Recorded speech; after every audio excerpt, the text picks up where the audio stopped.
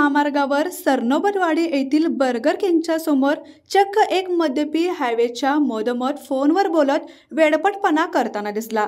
त्याला समोरून येणाऱ्या सुसाट वाहनांचा काहीच फरक पडत नव्हता, तर तो रस्त्यामध्येच दिसताना वाहने त्याच्या बाजूने जात होती। या मार्गावर अनेक शेकडो वाहने ये-जा करीत असतात, मात्र हा आपल्या तोऱ्यातच या हायवेच्या मधोमध फोनवर बोलत होता। उजाळवाडीकडून येणाऱ्या उतरानंतर हा भाग येतो, त्यामुळे वाहने सुसाट येत असतात। केवळ त्याचं दैव बलवतर म्हणून या मद्यपीला कोणतीही हानी झाली नाही, मात्र ही घटना सर्वांनाच त्रासदायक ठरू शकते। तर वेळी सुजाण नागरिक धनंजय पोलादे यांनी त्याला बाजूला घेत होणारी मोठी हानी टाळली।